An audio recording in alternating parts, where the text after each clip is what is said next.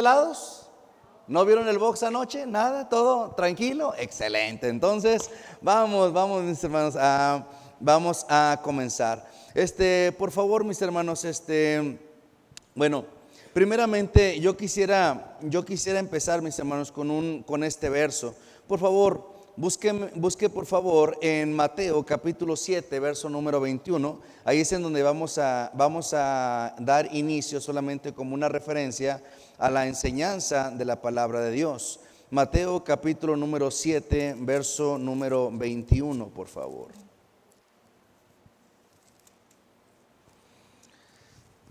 Mateo 7, 21. ¿Estamos ahí?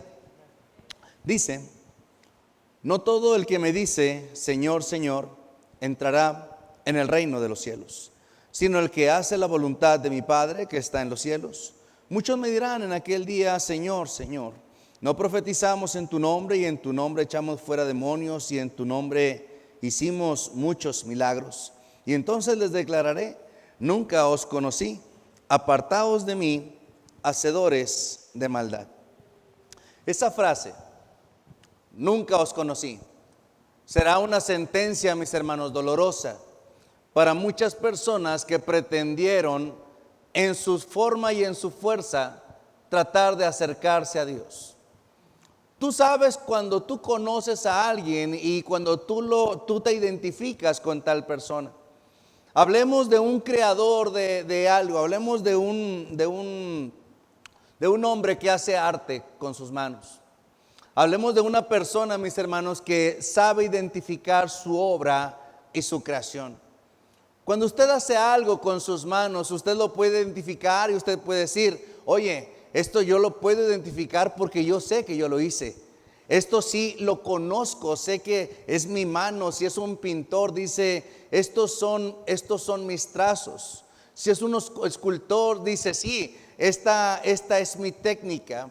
Si es un arquitecto, él podrá ver y decir: sí, cierto, esto es lo que yo plasmé, lo que yo dibujé. Cuando alguien conoce algo, mis hermanos, es porque sabe que tuvo parte en el proceso que está haciendo. Ahora vayamos por favor al libro de Jeremías, capítulo número 18, por favor. Tendremos esta lectura y después, mis hermanos, haremos una oración. Jeremías capítulo número 18, verso número 1, lo voy a leer, por favor, sígame con su vista. Dice así: palabra de Jehová que vino a Jeremías diciendo: levántate y vete a casa del alfarero, y allí te haré oír mis palabras. Y descendí a casa del alfarero, y aquí que él trabajaba sobre la rueda, y la vasija de barro que él hacía se echó a perder en su mano. Y volvió y la hizo otra vasija, según le pareció mejor hacerla. Entonces vino a mí palabra de Jehová diciendo: no podré yo hacer de vosotros como este alfarero, oh casa de Israel, dice Jehová. He aquí que como el barro en manos del alfarero, así sois vosotros en mi mano, oh casa de Israel. Por favor, hermanos, hagamos una oración. Señor, ante tu presencia estamos, Señor, y en tu presencia nos deleitamos, y gracias por este día, Señor, el cual tú nos pides, Señor, para estar en tu presencia, que no solamente obedecemos, Señor, como un mandato, sino como un privilegio y como algo delicioso, Señor. El mejor día de la semana es cuando estamos en tu presencia. Te pido, Dios mío, que uses tu palabra, Señor, y que ésta pueda hablar a los corazones de cada uno de los que estamos aquí. Ayúdanos, Señor, a identificar tu mano sobre nuestras vidas, y que al final, Señor, podamos contemplar tu obra, tu creación, lo que has hecho, Señor, en nosotros y a favor de nosotros. Y te rogamos, Dios mío, que podamos estar conscientes de todo esto, y que al final podamos reconocer, Señor, la maestría de la obra de tus manos. Te lo pedimos, Dios mío, y agradecemos en Cristo Jesús. Amén. Nuestro Señor es un gran maestro, un gran creador. Nuestro Señor es el más fino y el más sabio de todo lo que este mundo pudiera creer. Mire, vamos a poner por ejemplo aquellos artistas. Los grandes artistas son admirados, hermanos, por la obra de sus manos. Y cuando alguien se refiere a un artista, digamos que vamos a ver una pintura, ¿sí?, Ya sea que podamos ver una pintura, no sé, el que se le venga a la mente, de Da Vinci, de Rembrandt, de Miguel Ángel, de aquellos pintores grandes de aquellas épocas. Y cuando la gente ve esas imágenes o esas pinturas, no solamente dice, qué gran pintura. Cuando una pintura y cuando un artista ya alcanza un nivel grande, la gente no solamente dice, mira qué bella pintura. La gente dice, mira, qué gran maestro es el que hizo este cuadro o algo así. Ya sea Miguel Ángel, Rembrandt. Dicen que el último de los grandes pintores o sabios o genios se le llamó. Era un hombre que estaba medio loco, hermano. Se llamaba Salvador Dalí, mis hermanos. Leonardo da Vinci también estaba entre ellos. Muchos de ellos, mis hermanos, tardaron en ser reconocidos. Incluso algunos llegaron a ser reconocidos hasta después de su muerte. Un ejemplo de ellos, mis hermanos, fue uno que también estaba medio luria, mis hermanos, que se apellidaba Van Gogh. Hasta después de su muerte, ellos fueron reconocidos. Mientras estaban vivos, la gente decía que sus piezas estaban mal, que sus piezas no servían para nada. Y fue hasta después de su muerte que llegaron a ser conocidos. ¿Saben, mis hermanos? Es algo parecido a la obra de nuestro Señor Jesucristo. Mientras Él estuvo, mis hermanos, en este mundo, la gente hablaba de Él. Pocos eran los que lo reconocían, tal vez solamente sus cercanos. Pero mientras tanto, algunos, cuando Él estaba aún en la cruz, le decían, crucifícale, crucifícale. Aquellos hombres que lo instaban a aquellas autoridades a crucificar al Señor. Aquel Señor Jesucristo, cuando aún estaba en la cruz y la gente no reconocía el valor del sacrificio, el punto más grande en toda la humanidad, ellos pudieron contemplarlo y todavía lo criticaban. Y el Señor todavía les decía, Padre, perdónales, porque no saben lo que hacen. Si pudiéramos hablar de las obras de Dios, mis hermanos, son grandísimas. Entre las obras del Señor están los cielos. Amén, mi hermano. Está la tierra, está el mar. Entre las obras de Dios, mis hermanos, está el mundo animal, el mundo vegetal. En la Biblia podemos ver que fue Dios quien diseñó el tabernáculo. Dios diseñó, mis hermanos, el templo de Salomón, la nueva Jerusalén que descenderá del cielo. La iglesia es obra del Señor. Amén, mi hermano. El mismo hombre, es la misma creación del Señor Jesucristo. Y el Señor hizo tantas creaciones, pero por una de sus creaciones, Él fue capaz de dar su vida. Y fue por nosotros. Es curioso que su mayor creación, a la que le dedicó un día de la creación, la corona de la creación. Es curioso que su mayor creación son los que actualmente más cuestionan la existencia de su propio creador. Su creación más amada sea el objeto de sus mayores preocupaciones y que su misma obra sea la que más cuestiona a su creador. Mucha gente aún se cuestiona de la presencia de Dios, siendo que Dios fue el que los hizo. Alguna vez le comenté a la iglesia que somos de Dios y somos de Dios dos veces. Sí. Primeramente porque nos creó y después porque nos compró. Somos de Dios dos veces. Recuerdo la historia que contaban de un pequeñito, mis hermanos, que compró un barco a escala. Y él estaba bien contento porque ya tenía su barco, el cual había deseado tanto. Y un día lo armó, ya ve cómo se arman tantas piezas y que se hace de un lado y otro y que se mueve.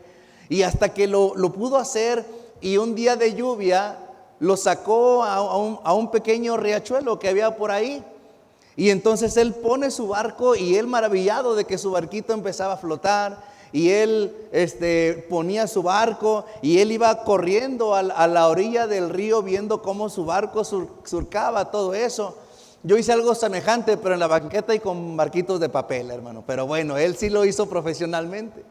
Cuando él va caminando, mis hermanos, llega un momento en donde topa unas piedras y él no puede pasar. Y el barquito siguió y por más que corrió y corrió, no lo alcanzó. y se fue lejos, lejos y se olvidó de aquel barco. Un día ese niño fue a una ciudad a poder hacer unas compras con sus papás, y en la vitrina vio su barco, y él sabía que era su barco porque el creador conoce su creación. Amén, mi hermano. Él sabía lo que había puesto en ese barquito. Lo vio en la vitrina y tocó, dijo al hombre de ahí: oiga, vengo por mi barquito. Dice: ay, ¿cuál quieres comprar? Dice: no, si ese es mío, es el que está en la vitrina, ese es mío. Bueno, pues entonces muéstrame un documento que diga que es tuyo. ¿Cómo voy a saber yo? Cualquiera lo puede reclamar, pero si yo lo hice, ¿cómo van a decir que ese no es mi barco?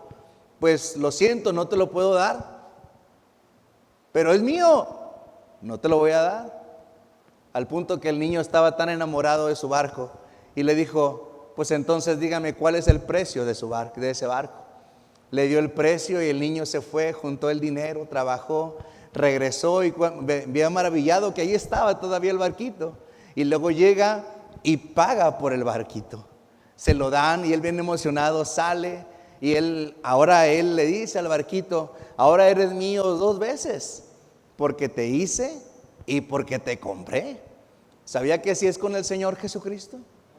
Él nos hizo, mis hermanos, y Él nos compró en la cruz del Calvario. ¿No es algo maravilloso? Amén, mis hermanos.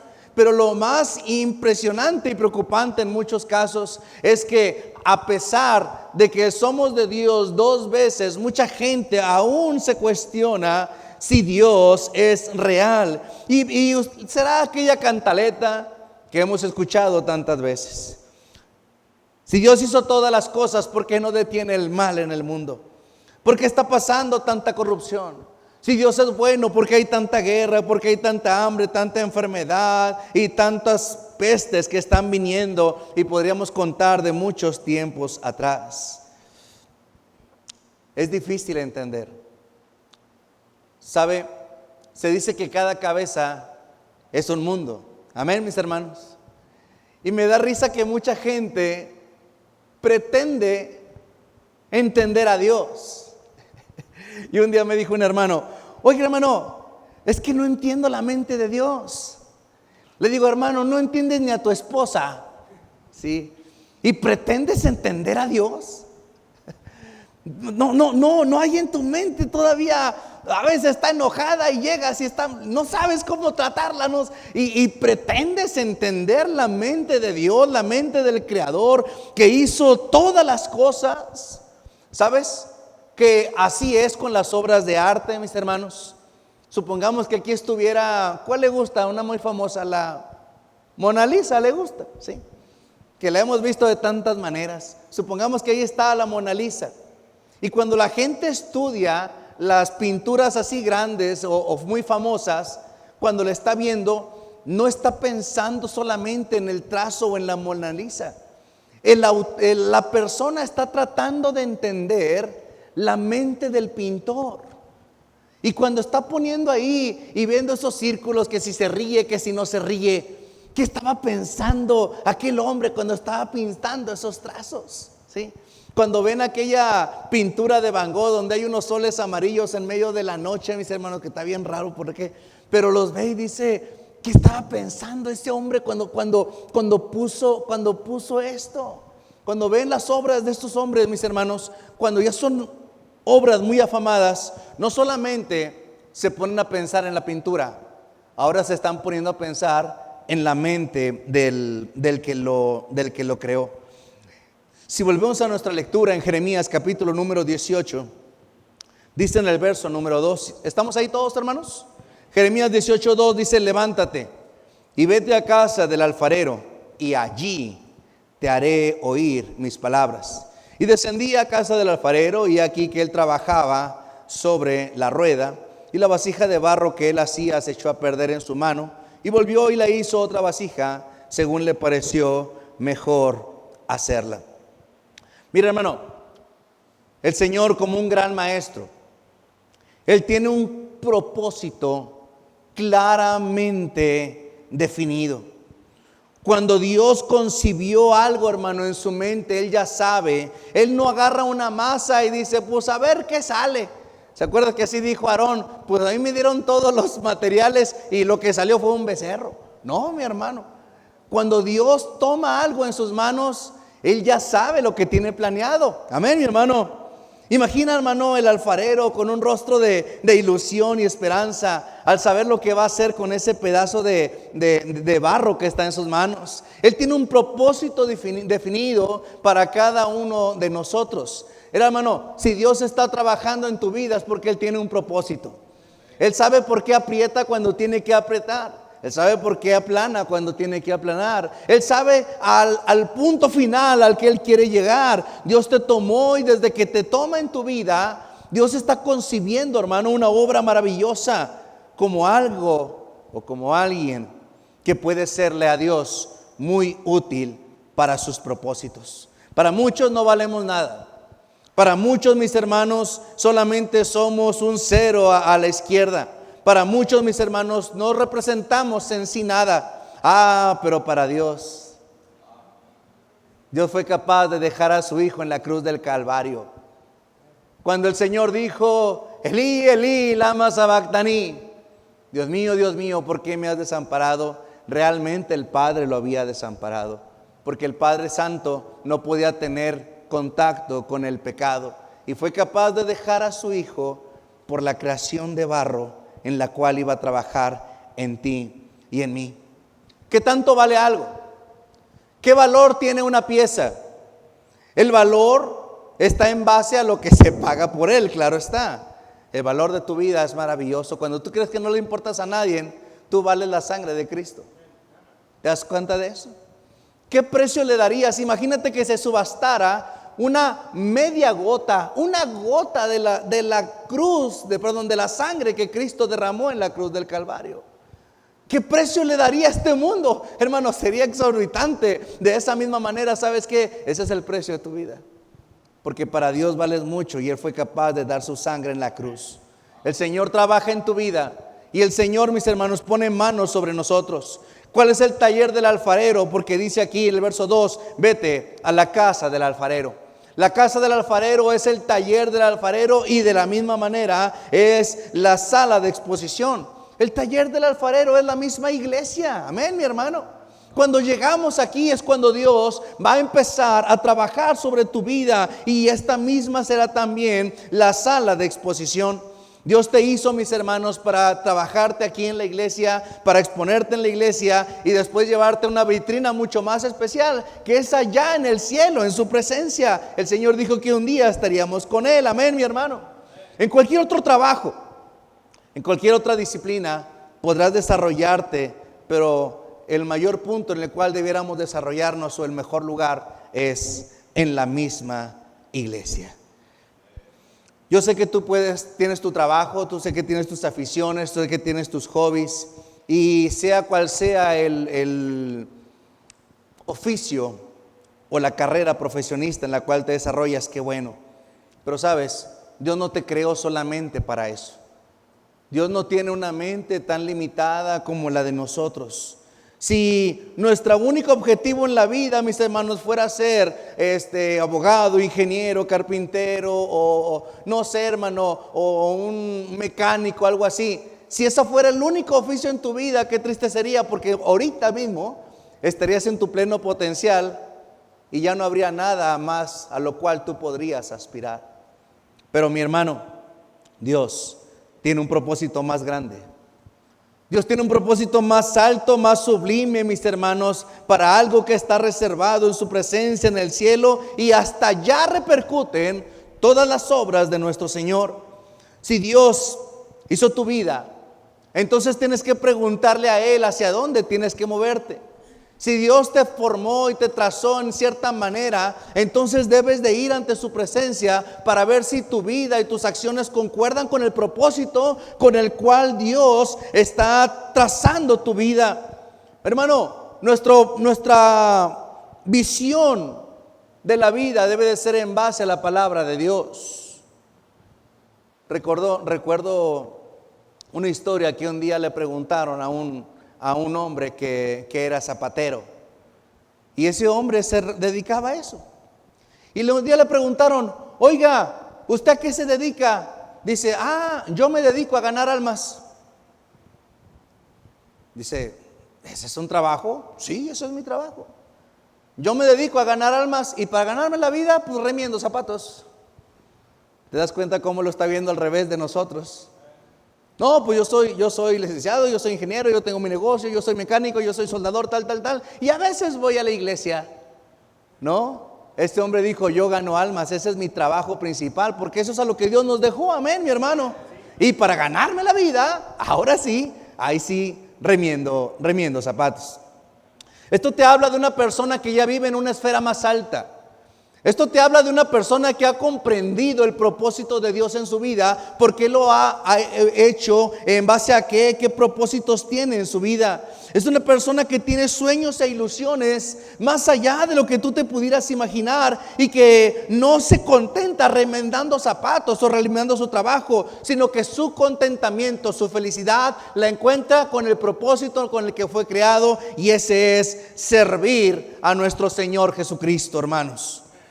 El día de hoy quisiera que pudiéramos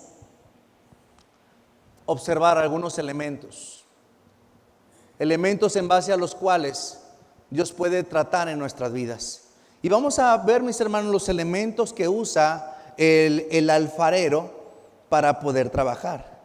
En el capítulo 18, verso número 3 dice: y descendí a casa del alfarero, y aquí que él trabajaba sobre la rueda. Veamos el primer elemento, hermano. El primer elemento que usa el alfarero es definitivamente el barro. Espero se puedan proyectar algunas imágenes, hermano, que tengo por ahí. Ahí está la primera. Sí está ahí. El primer elemento que usa, mis hermanos, un alfarero es el barro. Hermano, es impresionante para mí pensar que desde que vio el polvo, escucha bien lo que te voy a decir, desde que Dios vio el polvo, ya vio a Adán. ¿Sí me explico, mis hermanos? La Biblia nos dice que Dios hizo al hombre del polvo de la tierra. No lo hizo de la tierra, lo hizo del polvo. El polvo, mis hermanos, del barro, es a lo más fino, lo más escogido.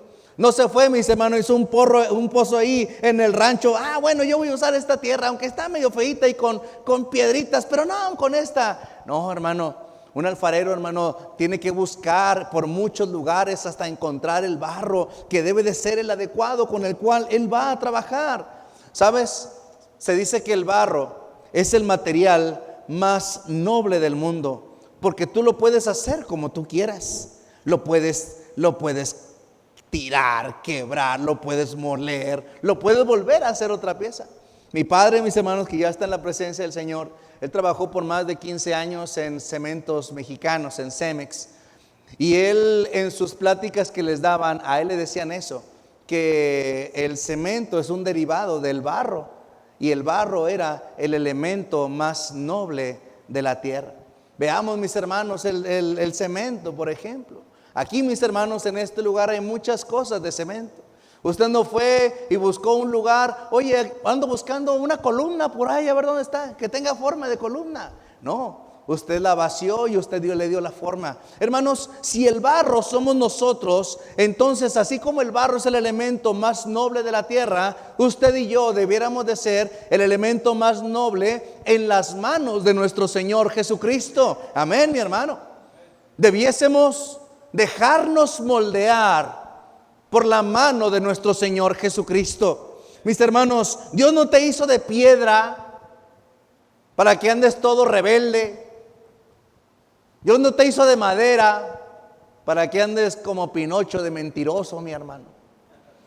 Dios no te hizo, mis hermanos, de otros elementos. Dios eligió hacerte de barro, del polvo, del elemento más fino que había en la tierra. Realmente Dios sale a buscar aquel barro y Dios quiere tratar con tu vida. Qué bonito cuando aquel hombre llega, encuentra aquel elemento, lo ve, lo palpa y dice: sí, esto es lo que estoy buscando. Esto es lo que voy a trabajar. Y gozoso, mis hermanos, empieza a juntar y lo lleva a la casa del alfarero. Así, mi hermano, así lo agarró así sin forma. Lo agarró así, mi hermano, que solamente la gente pasaba y decía, ay, ¿eso qué? Pero sabes, para Dios tú eres valioso, hermano. Y un día te agarró así, sin forma, en lo más oscuro y en lo más bajo, mis hermanos, de las tierras. Oh, pero Dios tiene un plan contigo, hermano.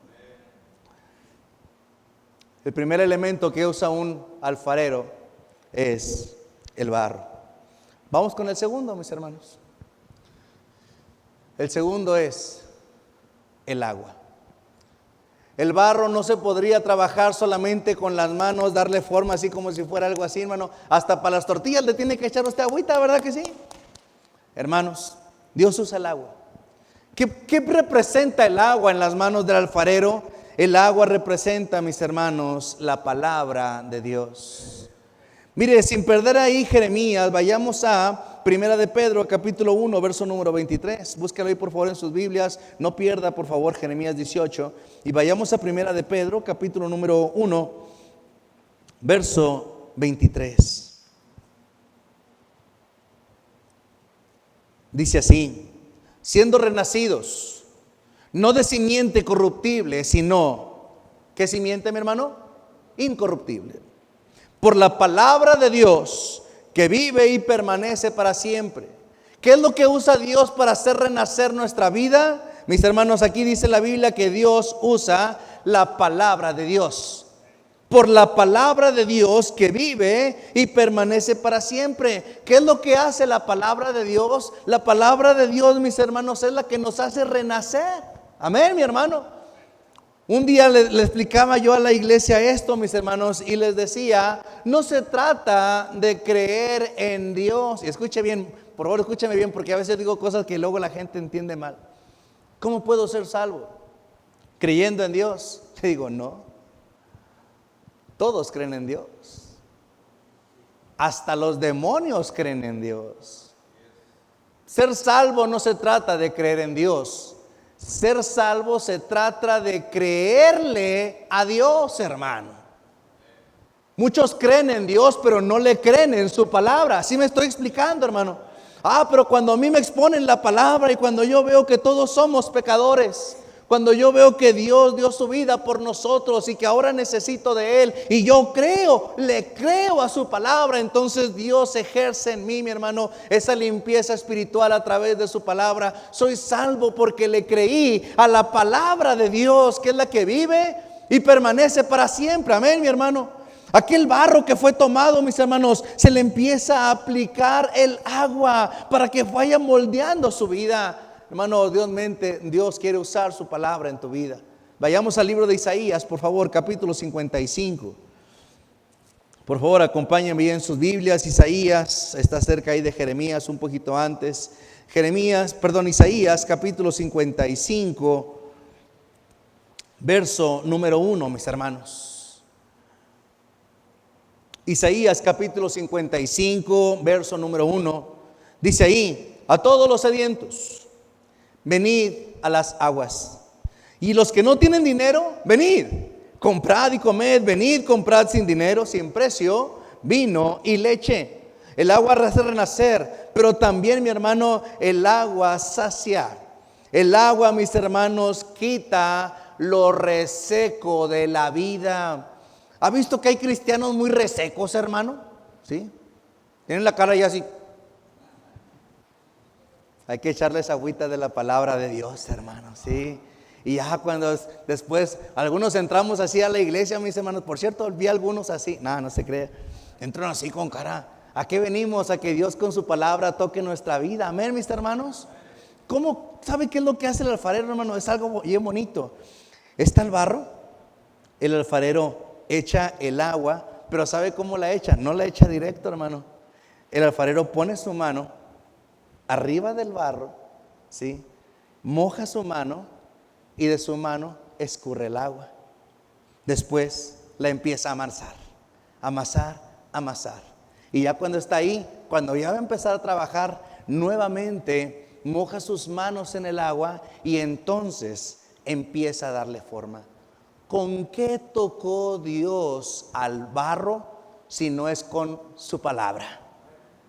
Oh, yo quiero que Dios me toque.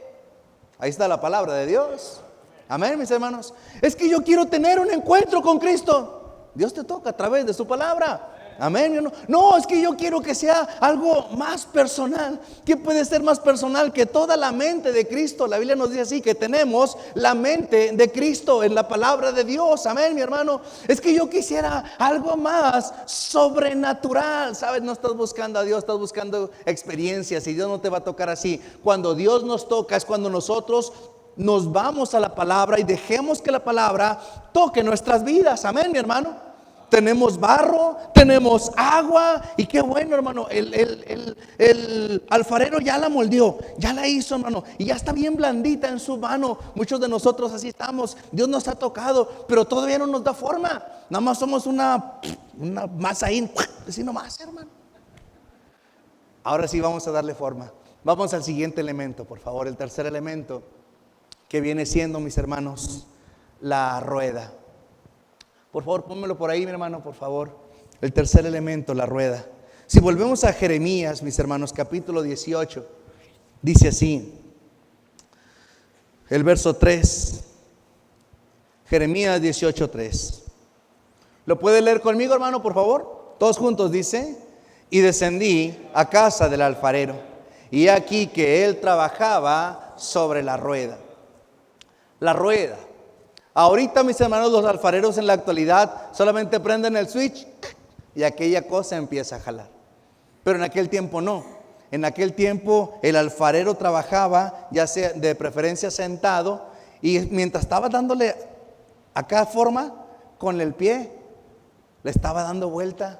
Ni tengo yo equilibrio, me tengo que agarrarme de aquí. Sí, como que para el alfarero yo no lo hago mucho, hermano. Y le daba vuelta a aquella rueda. Y ahí arriba tenía el pedazo de barro. Mis hermanos, cuando empieza a rodar aquella rueda, hermano, cuando empieza a dar vuelta este artefacto, ahí es cuando ocurre la magia. Ahí es, hermanos, cuando Dios pone sus manos sobre ti y empieza a trabajar sobre tu vida. Es algo lo bonito, mis hermanos. Llegamos a la iglesia, escuchamos de la palabra de Dios, le creemos a Dios, y aquel barro fue mojado con la palabra de Dios, y el Señor me empieza a hacer así, empieza a trabajar en mi carácter. Ya no tengo acá la cara acá de sargento mal pagado, hermano, ya. Y ahora sí te voy a dar forma. Ahora sí. Y de repente, mis hermanos, ¿no le ha llegado que llega y como que no sabe dónde está, mi hermano? Aquí el barro empieza, caray, como que se empieza a marear y empiezan a moldearlo todo. Oye, ¿qué está pasando? ¿Qué me están haciendo? Lo que está pasando es que Dios está trabajando en tu vida. ¿Cuál es el trabajo del alfarero sino darle forma? Pero bueno, eso le toca a Dios. ¿Cuál es nuestro trabajo? ¿Cuál es el trabajo del barro, mi hermano? El barro solamente tiene dos trabajos. Primero, quedarse quietecito, ¿sí? ¿Qué le pasa, hermano? ¿Dónde voy a poner yo el barro para que no se me caiga? ¿En el centro o en la orilla? En el centro. Claro está que Dios no va a estar trabajando así. Mi trabajo es quedarme en la orilla. Por eso muchos cristianos resbalan del camino de Dios, hermano, porque no quieren estar en el centro de la voluntad de Dios. ¿Me estoy explicando, mi hermano? Y cuando no estamos en el centro de la voluntad de Dios y poco a poco me voy saliendo del centro, hermano, se siente más feo. Una cosa es girar sobre tu propio eje y otra estar girando, hermano, alrededor, mis hermanos, en órbitas. Oh, hermano, cada vez que nos hemos querido salir de la voluntad de Dios, ¿nos va bien o nos va mal, mi hermano? Nos va mal. Y otra vez, si se cae aquel pedazo de barro, hay que volver a levantarlo, mis hermanos, y hay que quitarle todo otra vez. Ay, se me ensució, y otra vez a trabajarlo, y otra vez se sale. Y es por eso que muchos cristianos tardan mucho en su proceso, en su crecimiento espiritual, porque no se quedan quietecitos en el centro de la voluntad de Dios. No buscan la voluntad de Dios, buscan su propia voluntad. Y ya cuando entendemos que tenemos que estar en el centro de la rueda, así como la imagen, qué bonita se ve, mire, en el centro de la rueda, ahí Ahí es en donde Dios va a trabajar con tu vida. En el centro de la rueda, mi hermano, Dios te va a hacer grande y luego te va a hacer chaparro y luego te va a hacer flaco y luego te va a hacer gordo. Algunos así nos quedamos. Pero Dios te va a hacer como a Él le plazca. ¿Sí me estoy explicando, mi hermano? Mire, sin perder ahí Jeremías, vayamos a Efesios, capítulo 3, verso número 17. Efesios 3, 17. Yo creo que mi Dios me hizo botellón de 20 litros, hermano, pero tengo que cumplir mi propósito. Efesios capítulo 3, verso número 17, ¿lo tenemos ahí? Para que habite Cristo por la fe en vuestros corazones, a fin de que, arraigados y cimentados en amor. Paramos ahí tantito. ¿Cómo va a trabajar en nuestras vidas Dios? Lo primero que quiere que estemos arraigados y cimentados. ¿Qué significa? Estar en el centro. Amén, mi hermano. Cuando yo estoy en el centro de la rueda, estoy arraigado y estoy cimentado. Arraigado y cimentado de amor. Ahora vea estas medidas, verso 18. Seáis plenamente capaces de comprender con todos los santos. Y mire, es como trabajar una vasija. ¿Cuál sea? ¿Qué es lo primero que dice, mi hermano? La anchura. De repente aquella vasija se va a hacer ancha. Para que sepan cuál es la anchura, la longitud, la profundidad y la altura. Para que seáis, dice, y la profundidad y la altura, y de conocer el amor de Cristo que excede a todo conocimiento, para que seáis llenos de toda la plenitud de Dios. Al final de cuentas, ¿cuál es el propósito de esa vasija? Que sea un contenedor para que sea lleno. Amén, mi hermano. Para que seáis lleno de toda la plenitud de Dios. Ahí, mis hermanos, en la rueda es en donde Dios va a trabajar en tu vida. Aquí no, mi hermano, en la iglesia no es estética para que pidas tu propio corte. ¿Verdad, mi hermano? Tú vas a la estética o vas ahí con el barbero. Oiga, pues quiero que me lo corte así, así o así o así. Yo recuerdo, hermano, que un día llegó un barbero allá a la iglesia, mis hermanos. Y estábamos, en el tiempo habíamos 2 estudiantes y nos vio muy greñudos. Y dijo, tienen que ir conmigo allá a la barbería. Bueno, pues vamos. Y pues fuimos, nos sentamos. ¿Y quién va primero? Le dije, vámonos. Y lo aventé primero, pues para ver cómo cortaba el cabello, ¿verdad? Y cuando ya lo sienta, ya ve que los barberos son muy amables y siempre, desde que ya te sientas, ya están platicando. ¿Y cómo le ha ido, amigo? No, hombre, pues muy bien, qué bueno, no, hombre, gracias a Dios, hermano. Y ya le pone el segurito y le echa agüita. No, hermano, qué bueno. ¿Y cómo llegó a la iglesia? Bueno, cuénteme su testimonio. Y el hermano que estaba sentadito se empezó a platicar. No, pues mire, llegó una persona, sí, tal. Y empieza el hermano, tas. Y cuando empezó los 3 primeros tijereteados, el hermano, ¿qué le pasa? ¿Por qué se mueve? Dice, todavía no le digo cómo lo voy a querer. Dice, pues ¿cómo? ¿Se lo voy a cortar como hombre? No, pues está bueno. Nos dejamos porque no nos iba a cobrar, hermano. Entonces ahí nos quedamos. Por eso yo cuando me senté en esa silla ya no dije nada. Cuértemelo como usted quiera. Yo sé que usted va a hacer un buen trabajo. ¿Sabe, hermano? Cuando Dios nos hace llegar a un lugar como en la iglesia, aquí tú no vas a pedir tu corte. Aquí Dios va a ser el que va a trabajar sobre tu vida. Amén, mi hermano. Y ahora, no quiere decir que todos somos iguales, porque Dios no hace robots en línea, mi hermano. Dios trabaja con cada uno en particular. Mi hermano, ¿cómo podemos decirle a nosotros que Él no sabe nuestras vidas? Mira, vayamos a Isaías capítulo 29, por favor. Tengo que apurarme porque se me va a ir el tiempo. Isaías capítulo número 29, hermanos, por favor. Isaías 29, verso número 16.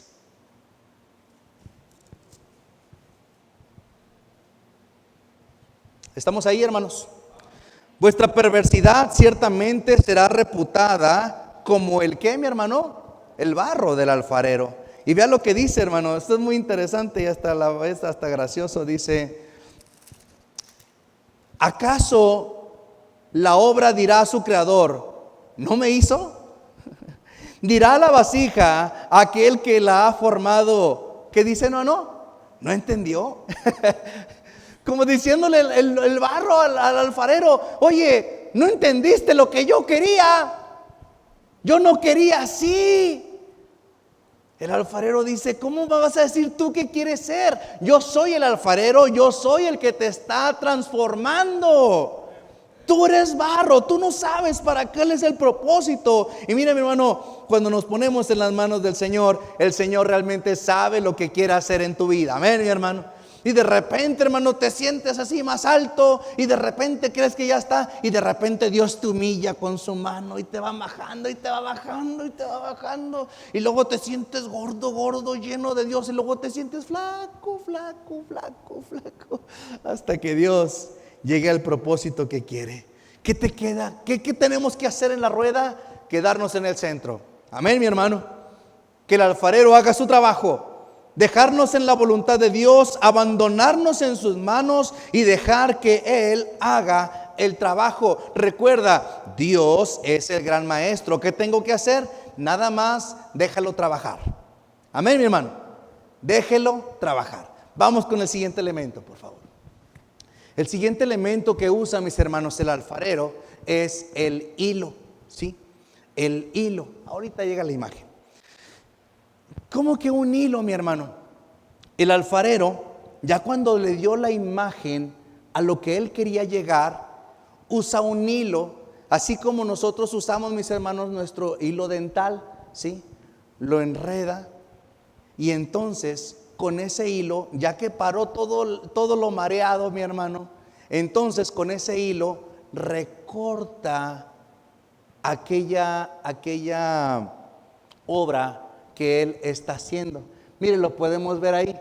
Si se da cuenta cómo tiene un hilo entre sus dedos y con ese hilo él va recortando. Si usted sabe algunas cosas de repostería, se dará cuenta que hay veces que las personas cortan mantequilla o pan y lo cortan a veces con hilos porque es más fino. Bueno, el alfarero usa un hilo, mi hermano, para recortar algunas piezas del alfarero. Pero ¿por qué tiene que recortar? Hermano, hay veces hay excedentes. Y hay veces que Dios usa su hilo para recortar excedentes en nuestras vidas. Hay cosas en tu vida y en mi vida que no nos van a servir. Y el alfarero desea quitar cosas en nuestras vidas. Cosas que te hacen ver mal ante Dios. Son cosas que nos están sobrando, mis hermanos. Hay malas costumbres que tenemos que Dios necesita recortar de nuestras vidas. Hay malas amistades que Dios tiene que recortar de nuestras vidas. Hay algunas redes sociales que Dios tiene que recortar de nuestras vidas. Hay algunas malas costumbres que tenemos que Dios tiene que usar su hilo para recortarlas de nuestras vidas, mis hermanos. Oh, hermano, realmente Dios te ama. Y cuando Dios te quita algo es porque te está sobrando. Amén, mi hermano. Un día iba caminando, platicando ahí con mi hijo, no me acuerdo ni dónde íbamos.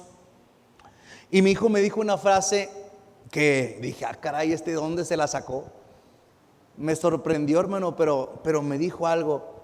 Y me dice, oye, papá, yo me he dado cuenta que Dios y Satanás trabajan al revés. Le digo, pues sí, pero dime por qué. Dice, mira, Satanás primero te da y luego te quita. Dese cuenta Coppel, hermano, ¿sí? Primero le da y luego le quita. Y así trabaja Satanás. Primero te brinda placeres. Primero te brinda, mis hermanos, cosas que se ven muy bonitas y las quieres y las acaparas. Y después te lo cobra, pero te lo va a cobrar al doble, como Coppel. No es cierto. Y decía después mi hijo, dice, Satanás primero da y luego quita. Y luego decía, y Dios al revés. Dios primero quita y luego da. Dije, caray, sí es cierto. ¿Cuántos de nosotros llegamos a la iglesia y de repente entre tantas cosas que nos mareamos y que nos trató y nos transformó y después, pero Señor, espérate, Dios todavía no acaba. Amén, mi hermano. Y hay cosas que están estorbando y a veces Dios tiene que usar su hilo para poder quitar excedentes en nuestras vidas. Entonces viene el siguiente elemento. Ya llevamos el barro, ya llevamos, mis hermanos, el agua, la rueda, ya llevamos el hilo. Vamos al siguiente elemento. El siguiente elemento, mis hermanos, es el que no nos va a gustar. Es el fuego. Ah, qué tremendo. Si la pieza se queda así, mi hermano, solamente hecha con agua y barro, ¿sabes? No va a tener la templanza. ¿Cuál es el propósito del fuego? Darle la fuerza, darle la templanza, mis hermanos, a la pieza que se está haciendo. El fuego, mis hermanos, hace que todo se compacte por dentro. Mi hermano, la Biblia nos habla acerca de estas cosas. El fuego, ¿qué representa? Sino que son las pruebas. Pruebas que llegarán a nuestras vidas, pruebas que van a definir tu vida, van a definir tu personalidad. Mis hermanos, Dios dice que estos caminos son necesarios. ¿Que acaso no dice la Biblia, aunque ande en valle de sombra de muerte? Amén, mi hermano. Ahora, pero tienes que recordar todo el Salmo. Y el Salmo dice, Jehová es, ¿qué, mi hermano? Mi pastor. Pregunta, ¿el pastor lo llevó por esos valles de sombra de muerte? Sí. A veces Dios nos lleva por ahí. Pero recuerda que dice, aunque ande en. No dice, aunque viva en. Las pruebas no son para quedarse a vivir ahí. Solamente las vamos a pasar. Amén, mi hermano. Aunque ande en valle, no dice de muerte. Dice de sombra de muerte. Oh, creí que iba a quedar ahí, pero no, solamente es la sombra de muerte. Es la prueba, mi hermano, que el pastor no se equivocó y te ayudó a pasar por ahí. ¿Para qué? Para que tengas templanza. Pero ese mismo verso dice, aunque ande en valle de sombra de muerte, no temeré mal alguno. ¿Por qué, mi hermano? Porque tú estarás conmigo. Ahí en esas pruebas el Señor nos acompaña. ¿Y cuántos hemos sentido la mano de Dios en las pruebas? ¿Verdad, hermano? Es algo maravilloso. Mi hermano, aprendamos de aquellas experiencias que Dios nos permite para poder ser templados, mis hermanos. Para que dice la Biblia, también nos habla acerca del platero. El platero, hermano, aquel que trabaja con la plata, no con los platos. El platero, mi hermano. Y dicen que una vez una persona fueron a ver a trabajar a un platero. Y entonces él tenía un crisol, su horno, mi hermano. Y él iba, echaba las piezas de plata que se veían sucias, así verdes. Y él empieza a ponerlas ahí, se empiezan a derretir, mi hermano. Y empieza el metal a supurar todo lo malo, mi hermano. Y el platero solamente recogía lo malo, y recogía lo malo, y recogía lo malo. Y aquellas personas veían que el platero iba, se asomaba y se regresaba. Iba otra vez, se asomaba y regresaba. El platero no veía nada más así, iba y se asomaba. Y le preguntaron, oiga, ¿por qué se asoma? Dice, es que el punto de la plata es cuando yo me pueda ver ahí. Oh, qué interesante. Así es la obra de Dios. ¿Cuál es la obra de Dios a través de las pruebas? Hasta que tú te puedas ver. Hasta que Dios se pueda ver en ti, mi hermano.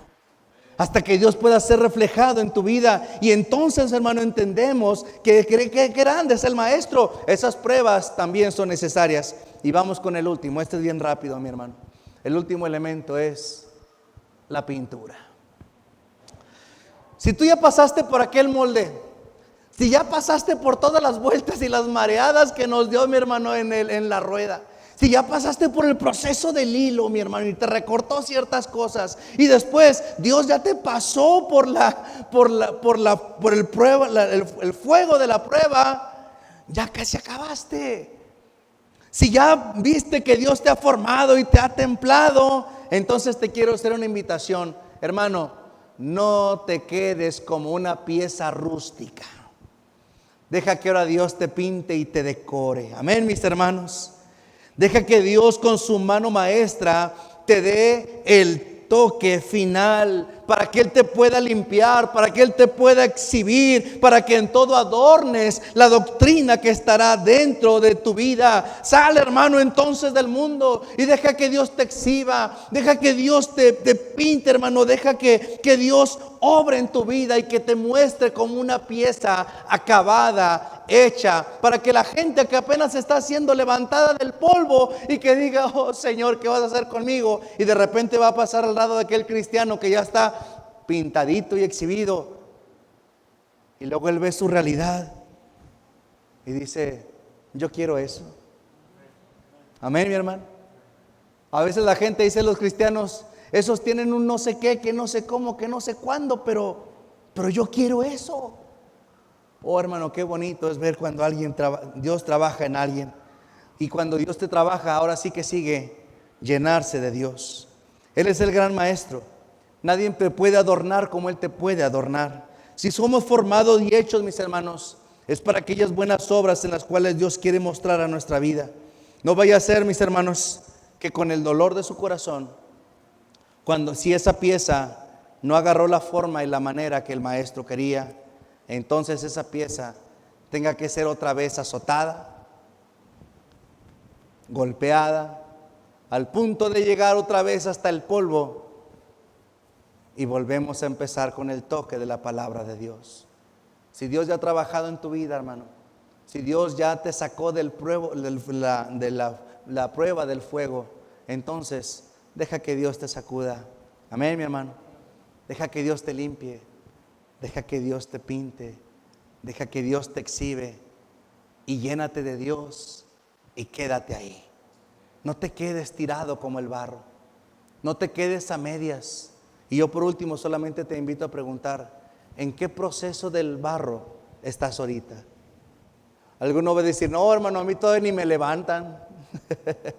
Alguno dice, pastor, a mí Dios me está tocando con la palabra de Dios. Ah, qué bueno. Alguno dirá, pastor, ahorita en este momento yo estoy vuelta y vuelta y vuelta y no sé ni dónde estoy. Alguno va a decir, pastor, a mí Dios me está recortando ciertas cosas. Y alguno va a decir, ay, yo estoy en medio de la prueba, del fuego. Recuerda que Dios todavía no acaba. Un día Dios te sacará, te limpiará y te exhibirá. Y el Señor, mis hermanos, dirá aquella frase preciosa cuando lleguemos, esa pieza pueda ser exhibida en la vitrina de los cielos, y que el Señor diga, bien, buen siervo y fiel. Sobre poco fuiste fiel, sobre mucho te pondré. Entra en el gozo de tu Señor. Hagamos una oración. Padre,